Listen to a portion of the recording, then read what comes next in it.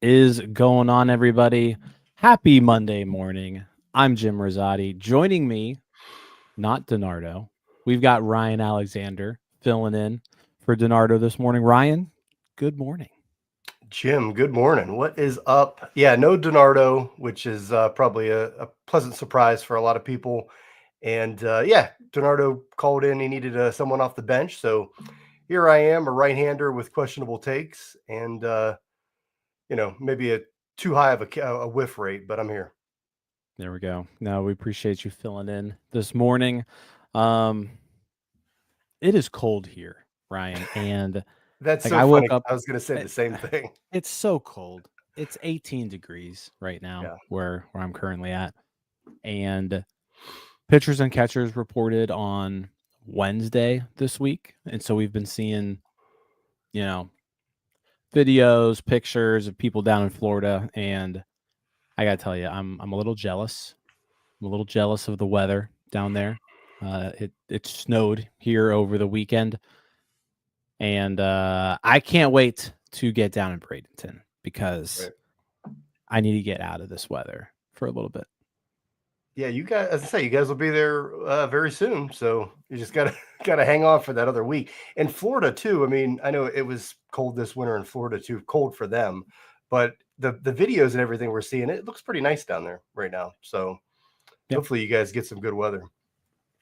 let's hope so. One of these days we'll be able to drag you along with us. Yes, yes. Yeah. Probably when my kids get old enough where I can drag them down there with me.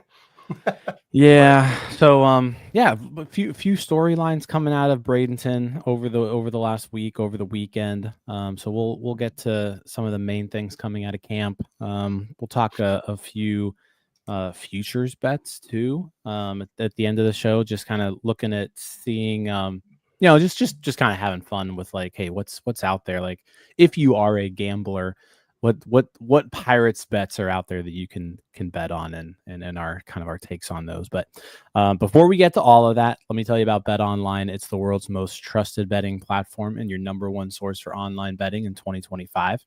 Whether you're a seasoned fan or a first-time bettor, Bet Online is your ultimate game day companion with the largest selection of odds on everything from NBA and college basketball to the NHL and UFC. BetOnline continues to be your number one sports betting source. From every three-pointer to hat trick, BetOnline has you covered with odds, stats, and more for every game, every play, and every win.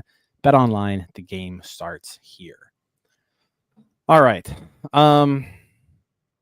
Let's start with kind of I titled this, what does Paul Skenes have in store for his sophomore season? And I mean, his rookie season was incredible. He just absolutely dominated. So it's like, how could he get better from that?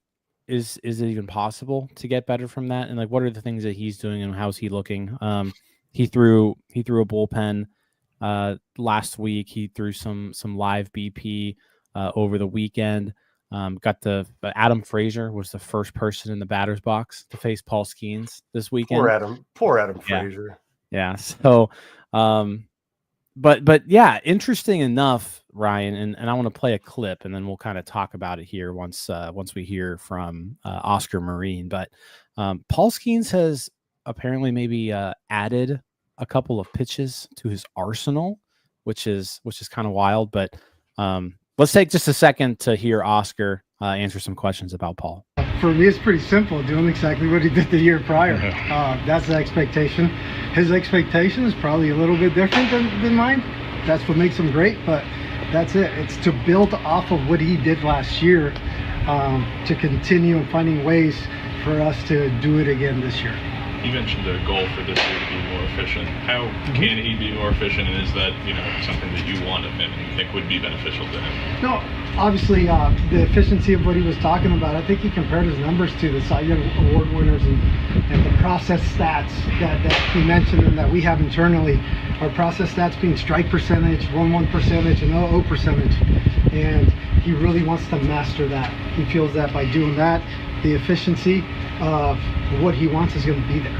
He mentioned, what do you say, experimenting with what a cutter and a different two-seamer. Is that just one of those you let him take her and see how it goes, or was that something that you went to the plan off-season like, hey, we think maybe this is something that you could add to your repertoire? Yeah, with the cutter in itself, he's had his slider and he tried to throw it two different ways, right? So he has a sweeper, he has a slider.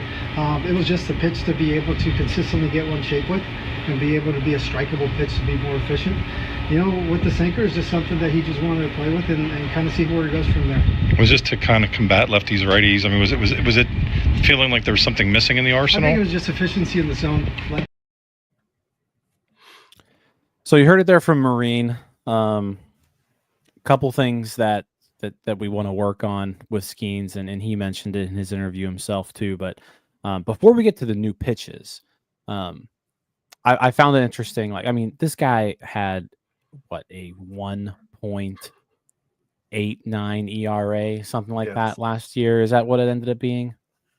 Yeah, I don't have it off the top of my head, but that's. I mean, it was insane. Yeah, 1.96 ERA. He was the best pitcher in baseball from the time he debuted to the end of the year.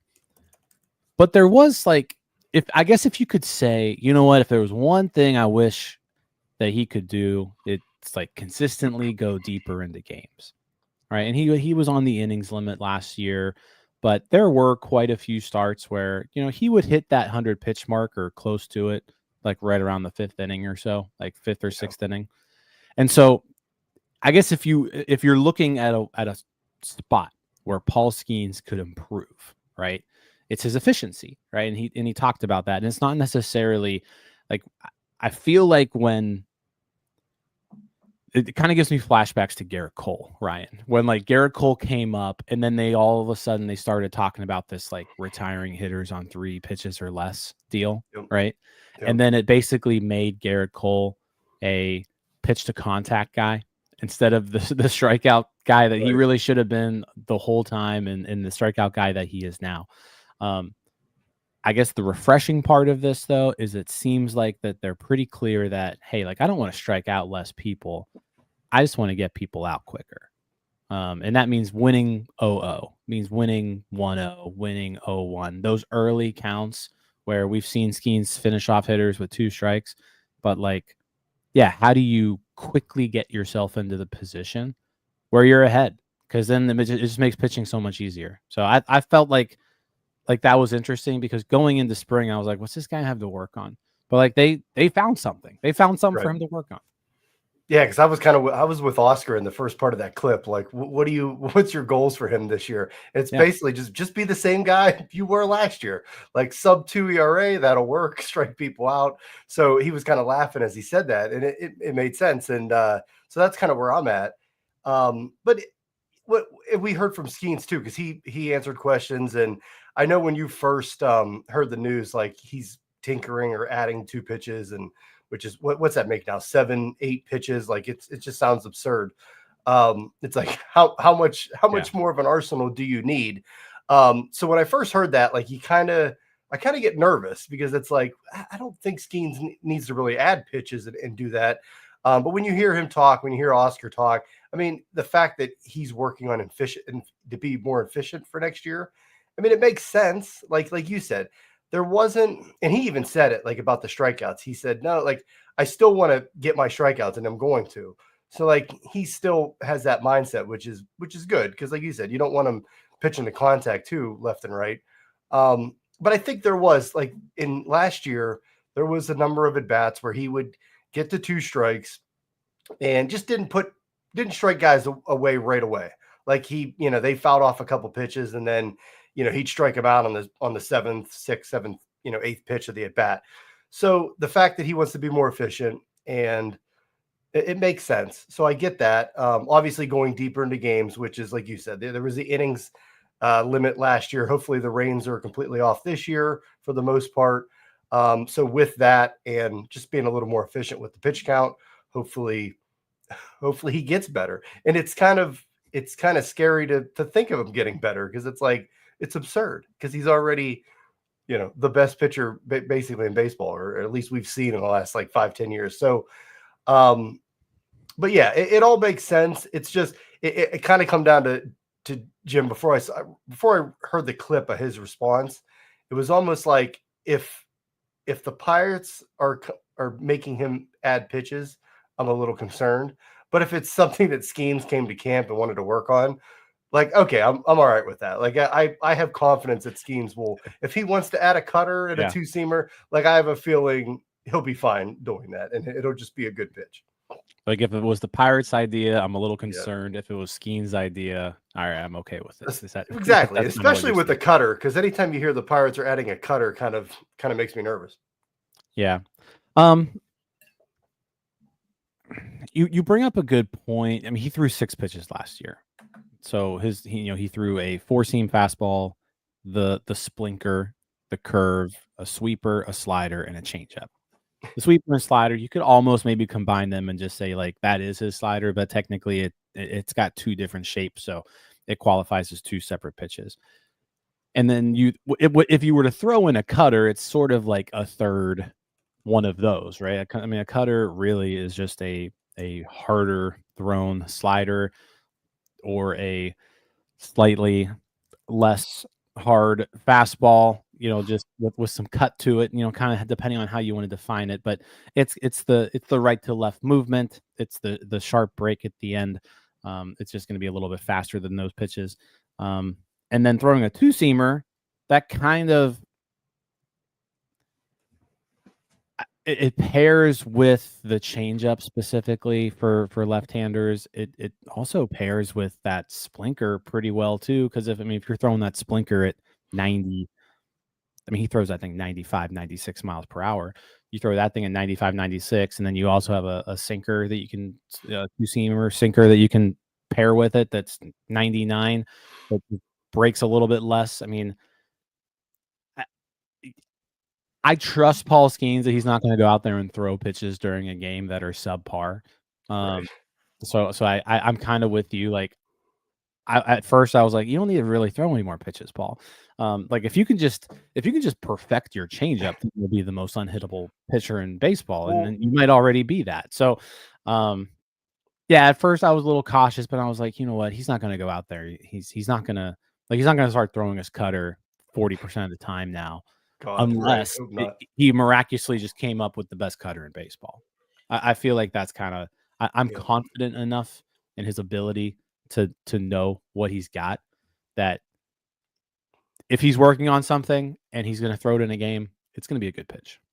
Yeah, and like I said, it just seems unnecessary for him. But you made a good point, because I was going to bring the changeup up 100%. Like that's something I wish, like, he just worked on to perfect, and he could throw more, this year.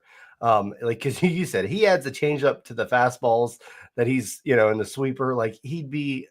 It's crazy to think unhittable, or just he is unhittable, but he'd be just like you said, so much better. So I'd rather see him like just refine those pitches, and then feel like the need to add pitches. But again, if he works through it in spring and it's not working, like you said, I don't think he's going to go out and be throwing this cutter 20% of the time. Hopefully not in the season. So I trust Paul Skenes, and it was just funny to hear Oscar say like, yeah, my goals are for him to do the same thing. So I'm kind of just reading the tea leaves. Like, I feel like this is something Skenes is working on, that he wants to work on, basically. Yeah. I specifically bring up the changeup because, both Oscar and Paul brought up like being able to get lefties out, at a better clip. And the changeup is like, that's the equalizer there when it comes to lefties if you're a righty pitcher. And Paul's changeup was really good last year when he did throw it. He had a 54.8% whiff rate on his changeup, which is just it's ridiculous. He only threw it 5.4% of the time, but when he threw it, it was highly effective. So yeah, I'd like to. If he can just throw that changeup wherever he wants to, whenever he wants to, with his other stuff, he's probably good as is against lefties. Right. But once you add in those 2 other pitches, because those are both pitches designed really for lefties too. Yeah, I'm curious to see them in games this spring. See if if he throws them or not. I'm sure he will. I mean, with just knowing Paul Skenes, he's going to want to test out kind of what he's working on, and yeah, we might see some new pitches this spring. So that was some interesting stuff about Paul Skenes. Yeah, I mean, eight pitches. Like, can you imagine just stepping in the box to face him? Like, how do you like? I mean, I guess that's another layer to it. Is it just makes him so more unpredictable? Like, you literally, how do you figure out what's coming next? And hey, Adam Frazier, welcome back to the Pittsburgh. Thanks for coming to spring early. Hey, get in the box and face Schemes for the. He's working on some new pitches. Get in there, buddy. I mean, just yeah. sure. The video, like there was a video of that at bat, and I think it was, I forget who it was. I want to say it was Kevin Gorman from the Trib who had a behind the plate look at it, and he threw a 2-seamer to Frazier, and this thing it looked like it had 2 feet of tail on it, and Frazier just swung right through it. So, that's it. Something to look at this spring. Paul Skenes apparently has 2 new pitches he's working on. To determine, I guess, to see how often or if it's going to be added to his arsenal or not. But I mean, if you're the Pirates and you can somehow make Paul Skenes even better than what he was last year, then hell yeah. At this point, it's almost impossible for me to even expect him to pitch that well. Like that, he pitched so good last year that I think it's almost unfair to expect a sub 2 ERA out of him again. But man, he looks so good all year long. It's hard not to just believe that he can go out there and win every game. I mean, we'll get into it a little bit later with the MLB futures, but I mean, he's the resounding favorite for NL Cy Young. I mean, it's Chris Sale last year's winner is like 11-1, and I'll tell you, Skenes future on that odds a little bit later, but yeah, he's a resounding favorite. So I mean, it's there. Vegas is pretty much telling you he's the guy for NL Cy Young. So it's like I said, he just needs to show up, do what he did last year. If he wants to work on some pitches, hey, go for it in spring. This is the time to do it. But yeah, and I have confidence that he's gonna be just fine if he wants to add those pitches. Yeah, I agree. Let's move on to David Bednar. He's been a guy I've been talking about all offseason, in that I feel like he's maybe the most important person to this team, which is saying a lot for a guy who is only going to pitch like 60, 70 innings or so. But those 60 or 70 innings cost the Pirates so many games last year. And if he can just get back to the shutdown closer that he was, it's a big boost for this team. I think he had 7 blown saves last year. Like, what happens if he only has 3?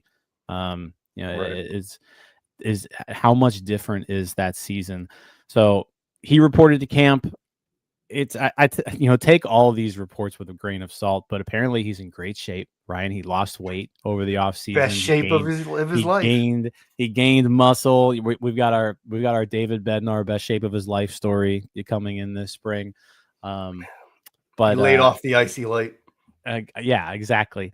But like, it wasn't like the stuff that was off last year. It wasn't the stuff we saw. He was still throwing his fastball hard. He was still, you saw the break on the split finger, the curveball.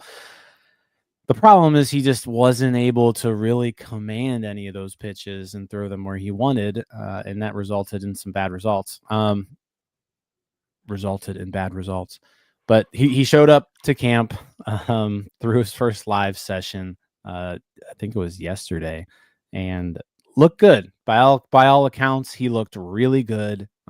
He struck out all 3 of the batters that he did face at some point during his bullpen. But yeah, I talked about Bednar. It was either last week or the week before on Starbucks about how, like, he's the guy that I'm really focused on this spring, on making sure that he looks sharp, because so much weighs on David Bednar being effective in the closer's role this year. Because I was thinking they might go out there and find like a backup David Bednar, and that hasn't happened yet. There's still some time to do so, but like right now, like, David Bednar is your guy. There's no Aroldis Chapman to fall back on this year. No. Yeah, and that's the I mean, Chapman was huge last year, and to the Pirates, they didn't like you said, Bednar was struggling, but they didn't really go to Chapman as the main guy early enough. And you mentioned he's only throwing 50, 60 innings, but those are very high leverage innings that he's our guy, he's our closer. And yeah, it's just he was bad last year. And it like you said, the stuff was there. We were questioning, what to do with them kind of all year. Like, just keep letting them ride with, Shelton was throwing them out there, letting them ride with it for most of the season. But, and just looking like you look at his his baseball reference page and just how good he's been. We went from a 2 ERA to a 5.77. Like just betting on relievers in general that have been good for 3-4 years in a row, like you expect the bounce back. Like you just relievers are weird. They, they'll have a bad year here and there. They typically will bounce back. So you're hoping that just a new year, fresh start for Bednar.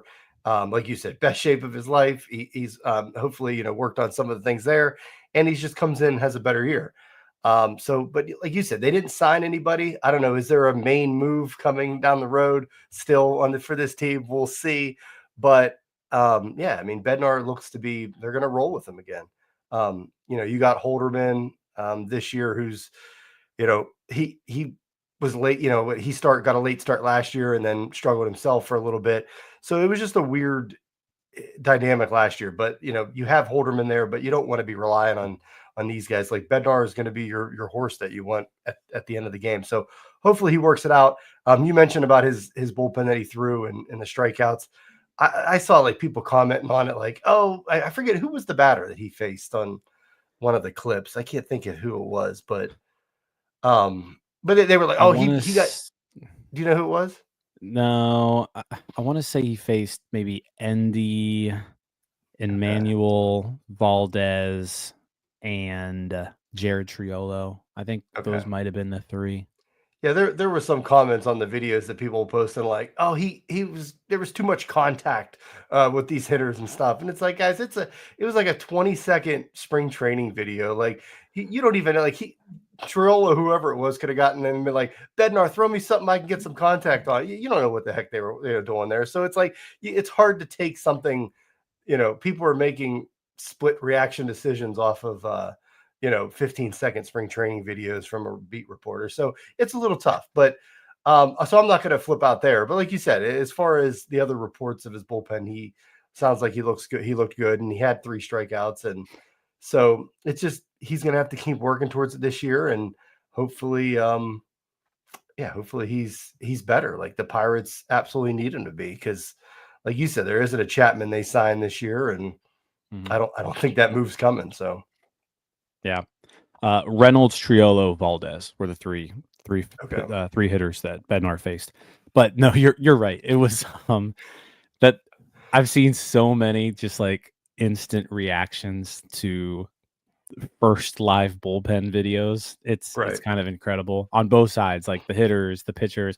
The Pirates tweeted out a video of just like a couple guys taking BP and people are already analyzing the swing. It's like, guys, like this is the first, like this is a long season. We don't need to do this right now. We don't need to be dissecting batting cage swings on day one.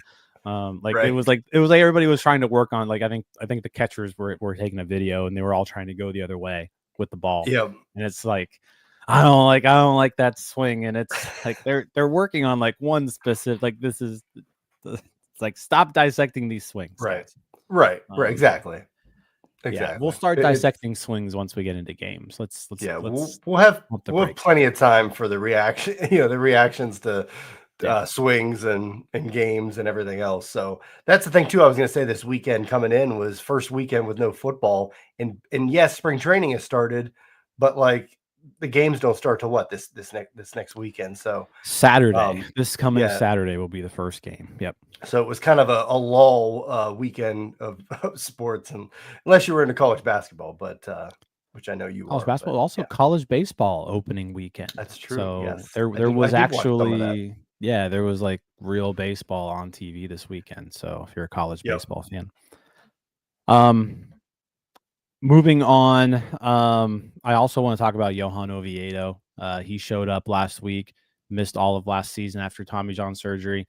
The Pirates relied on Oviedo a lot in 2023. Losing him last year was a pretty big blow. He's certainly in the mix for a starting spot this, come opening day. Just kind of looking at the roster, especially after Luis Ortiz got traded. But he's shown up, and got a clip here of Derek Shelton talking a little bit about our boy Johan Oviedo. So let's hear from Shelty, and then we'll talk about Oviedo a little bit. Well, I think he's going to impact. I think we saw what he did in 23. Just the volume and the quality of the innings he gave us. He's a guy that's coming off Tommy John, so we're going to have to be thoughtful about what his volume is this year. But it's really nice to see him back on the mound. I'd seen him on video throw, but to see him off the mound live, and he looks strong. We know this is a really big body and a guy that has the ability to log innings. It's just this year we're going to have to be thoughtful with what those innings are and how they are. How cool is it to see him throwing to Endy, a guy who's also coming back from Tommy? Yeah, it's very good. Anytime we get our rehab players, using rehab from last year, players back on the field and healthy, and both of those guys to see the energy they have, it's kind of, there's some good symbolism that they're throwing, he's throwing to him. How important are these 6 weeks coming up for Oviedo in terms of competing for a rotation spot? I think they're important just to build the volume up. That's the most important thing, because we know going into the year that we're going to have to make sure that we monitor what the volume is. But just to see him healthy and see him back in games is the most important thing. Would you say he's part of that competition for the rotation, and how do you view things this early in camp for how that rotation is going to be comprised? I would say I'd like to see him go step by step. Today was the first step of seeing him. He needs to face hitters. He's going to have to get in the game. So with any rehab guy, we want to make sure that we cross every bridge before we get ahead of it. So there is Derek Shelton talking about Johan Oviedo. Kind of the X factor, I feel like, for this rotation. I don't really know what to expect from Oviedo. I really liked what I saw out of him in 2023.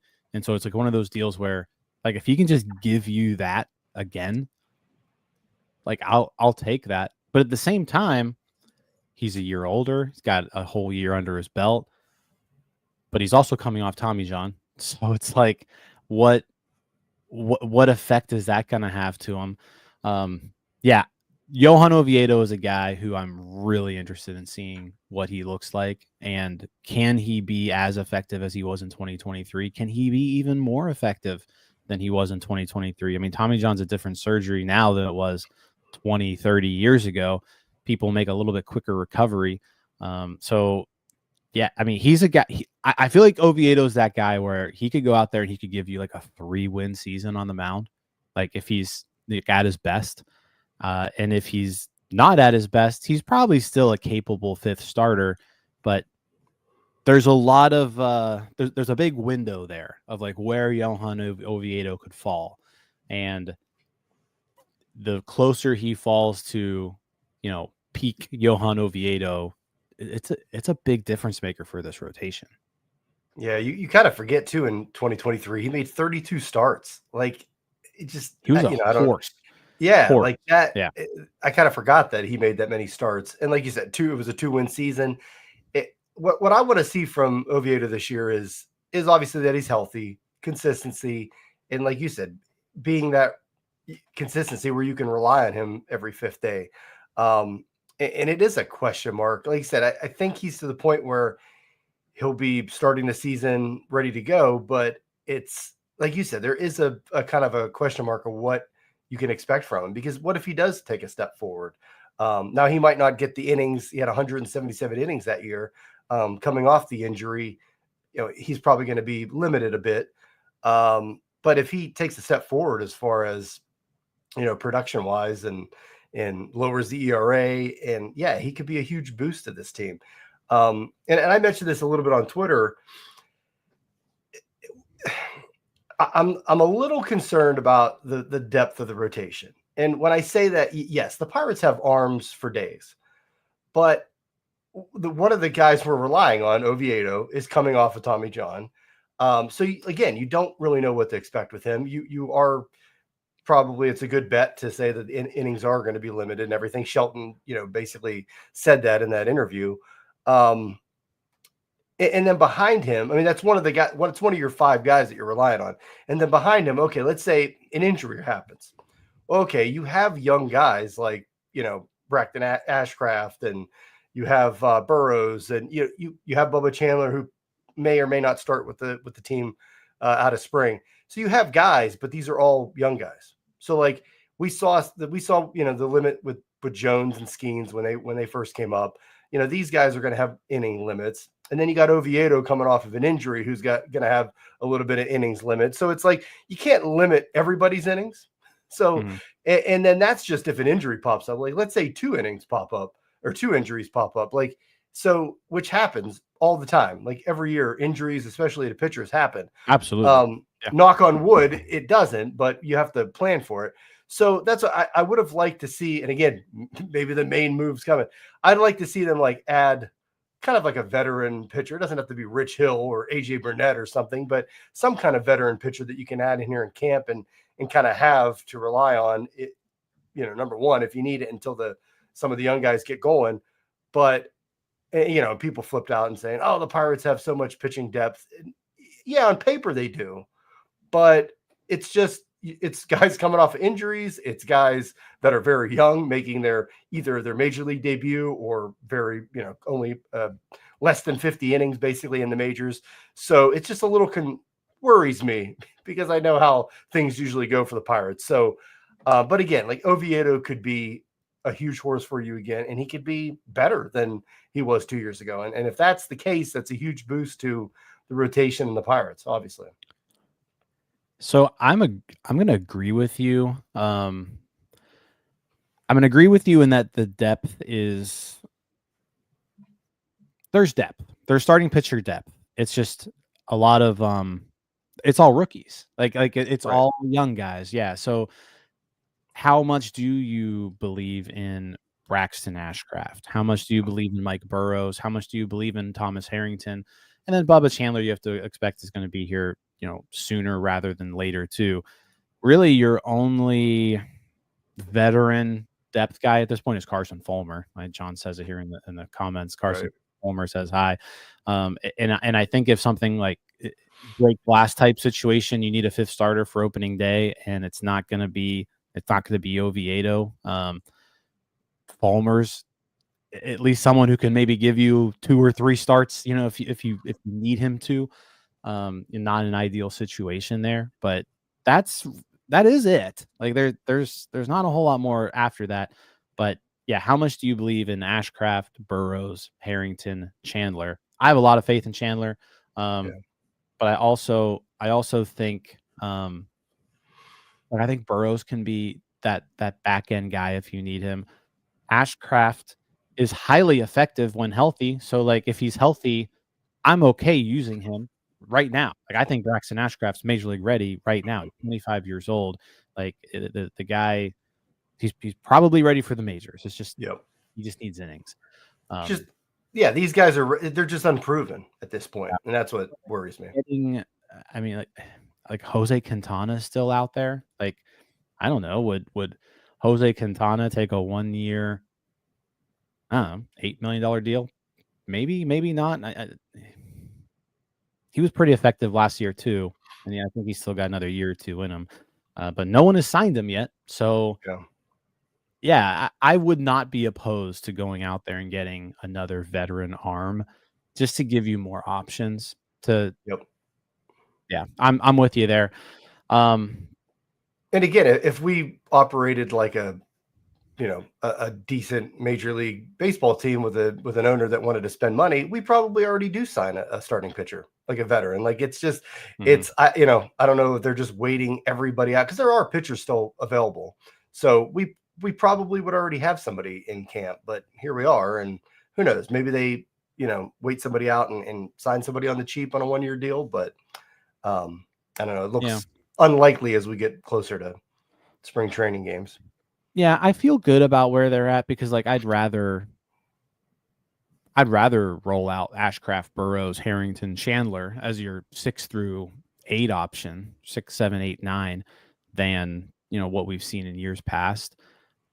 It's just, yeah, they're untested. They're going to be rookies. Rookies sometimes struggle in the majors, so you just got to be a little bit careful with that.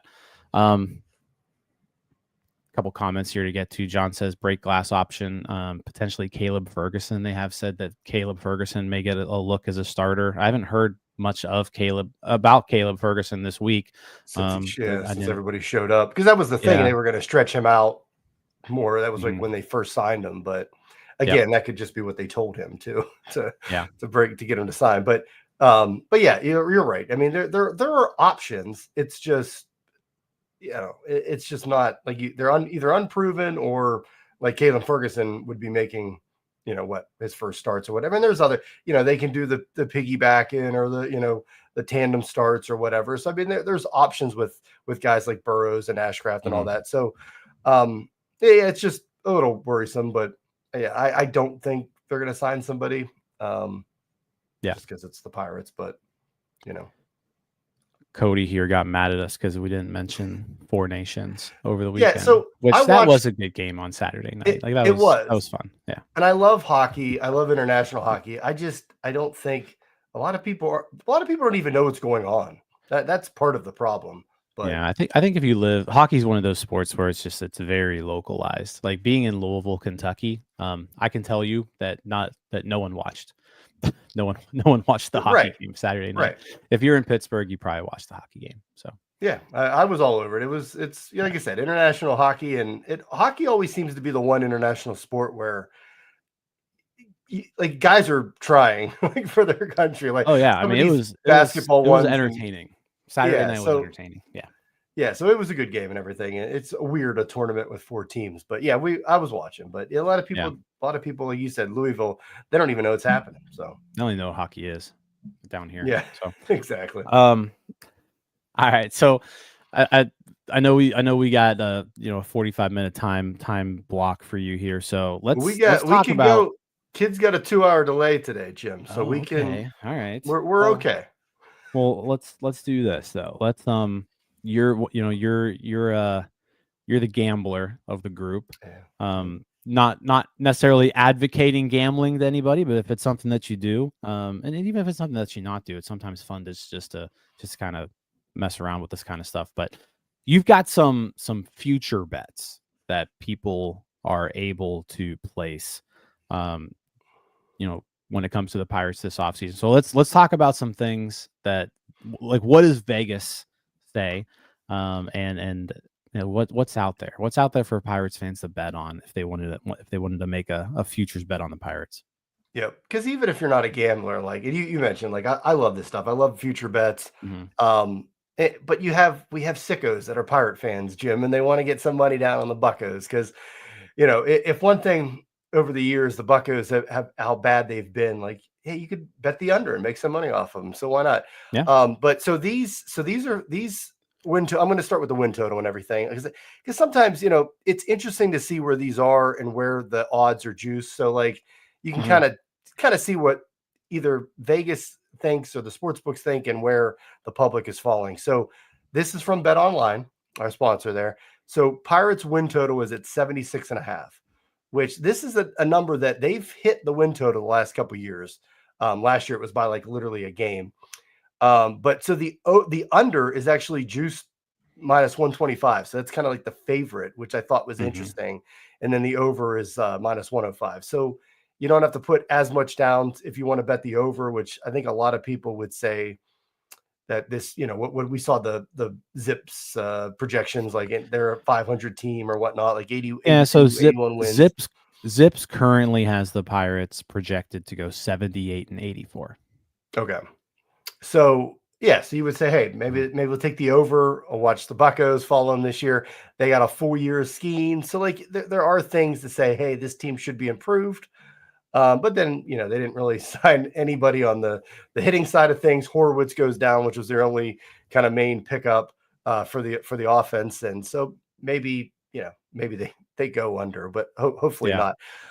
So there's the win total.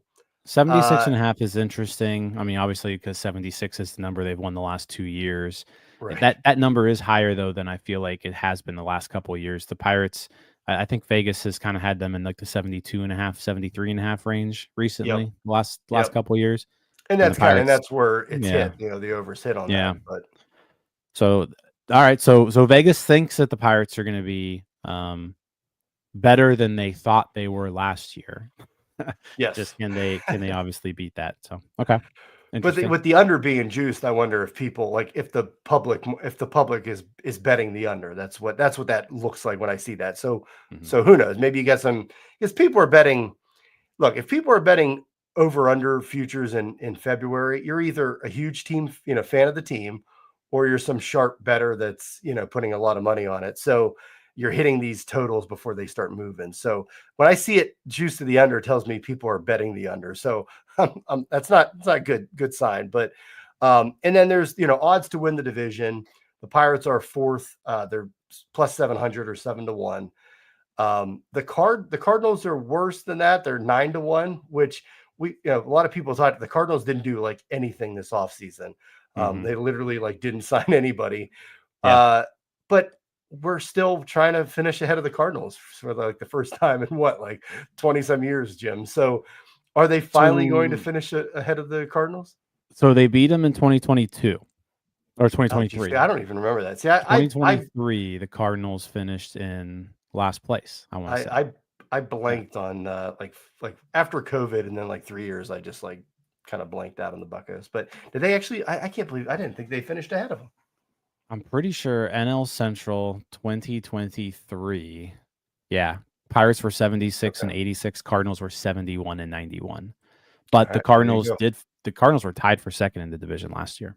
Yeah, they said they bounced back and then finished. But yeah, the Cardinals are having a weird they pretty much said they're not like the Cardinals haven't done anything. Yeah, like they're not in a rebuild, but they're not really like going all in to win. So who knows? But yeah, so 7-1 to win the Central, and then they're plus 375 to make the playoffs, which I don't know if there's too much value there. But now you got so many wild cards, like it's possible if you want to tell yourself a story that Skenes and Jones and Bubba Chandler is up early and they just dominate. Hey, the Pirates could win some 2-1 ball games and win the division or something. Maybe that happens. So 7-1 to win the division. Hey, it's not awful. And then you go into like the player props, which a lot of people like and stuff. So as I mentioned earlier in the show, Skenes, the resounding favorite for NL Cy Young.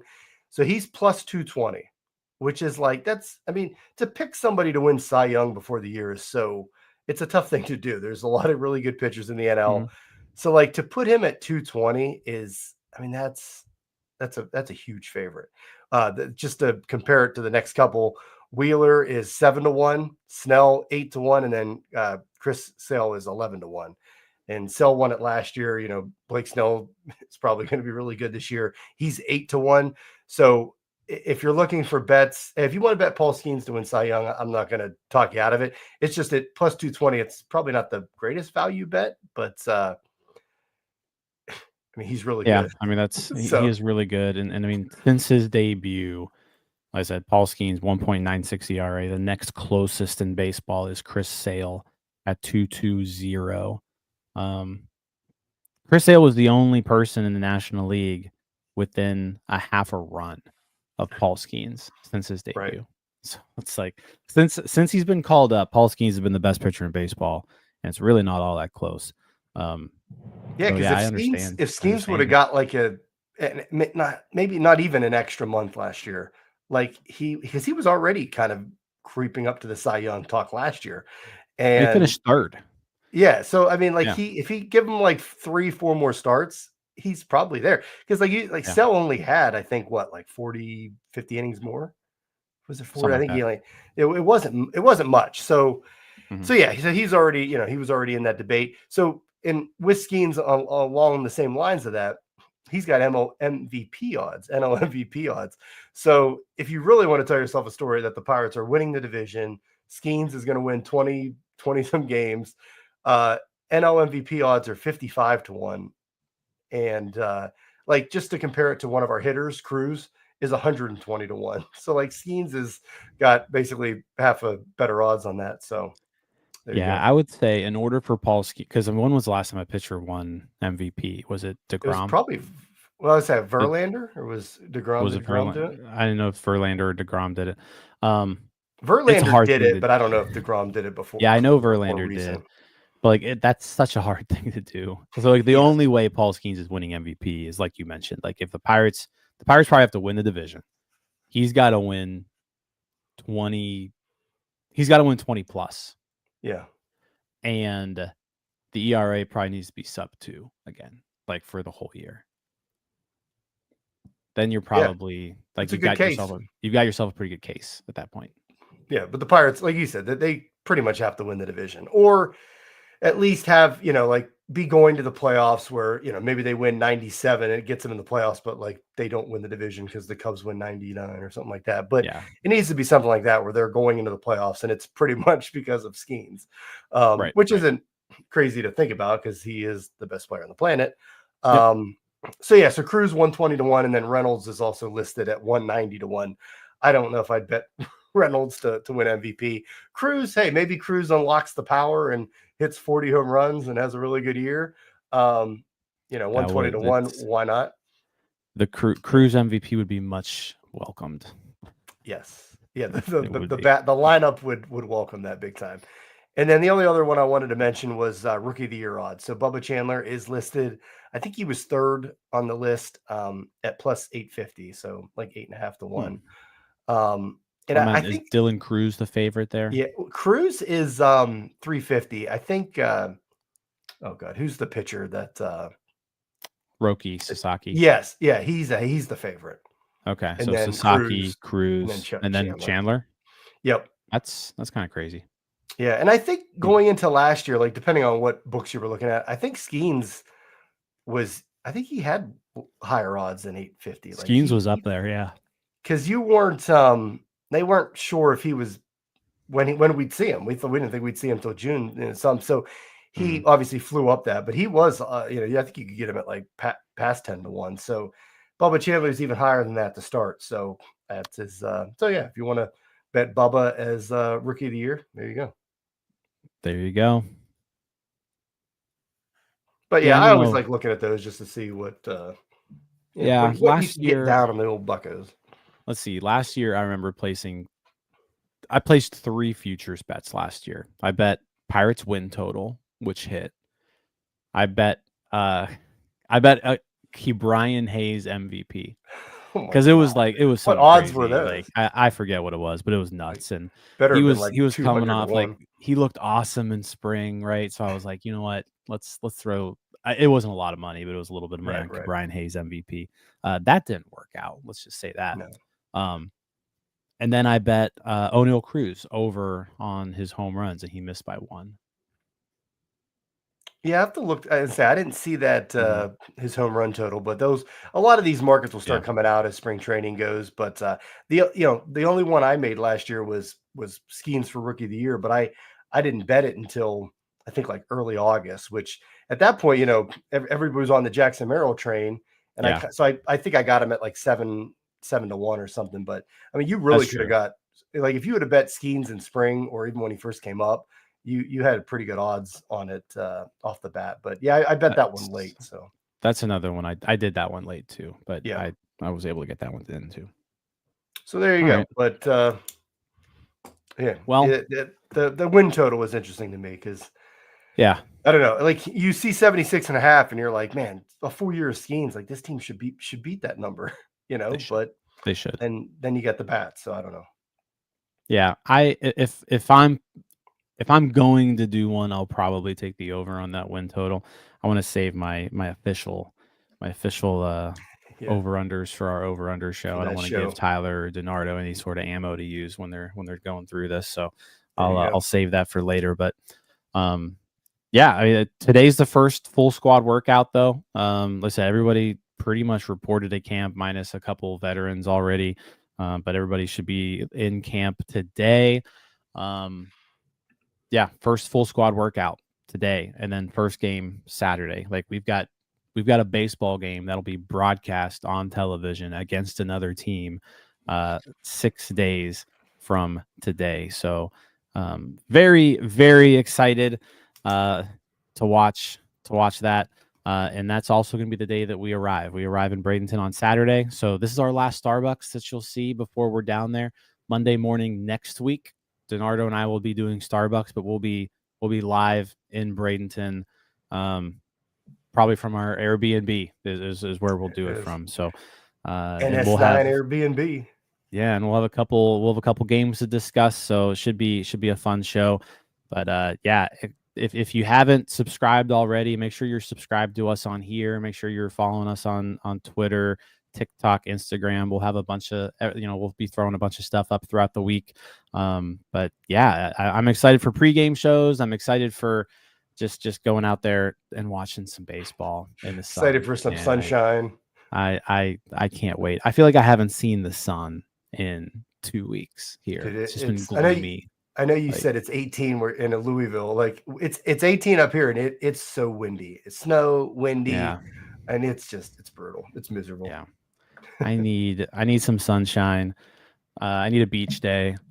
I need to watch some baseball in warm weather. Are you guys doing a beach day when you're down there? I think we're doing a beach day. Yeah, at least one. So here we go. Yep. All right, guys. Well, hey, thanks for filling in for Donardo this morning, Ryan. Yep.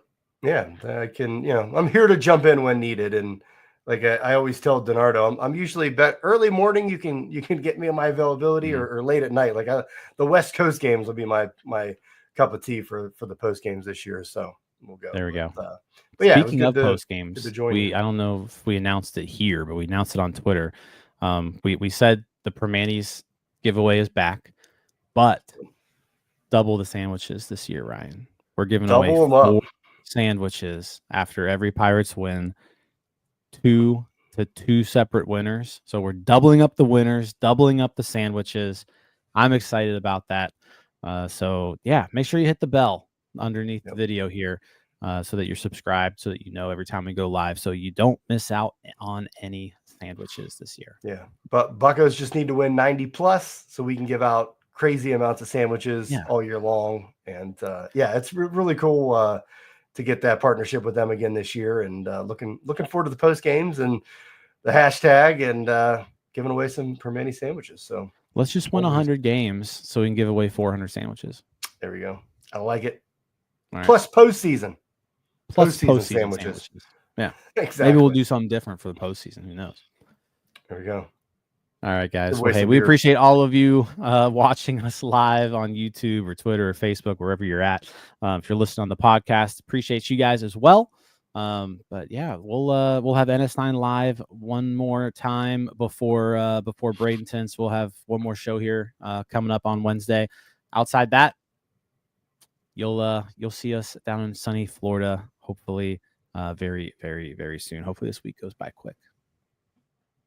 Yeah. Have fun. All right, guys. We'll catch you later. Thanks.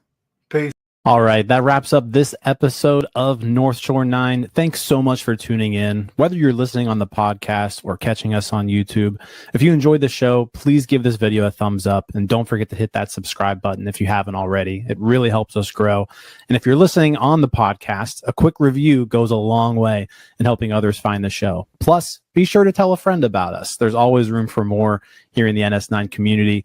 And for those looking to support us a little more, consider joining our Patreon, become an MVP member, and get exclusive perks while helping us continue to bring you more of the Pirates content you love. Thanks again for all your support, and let's go Bucks.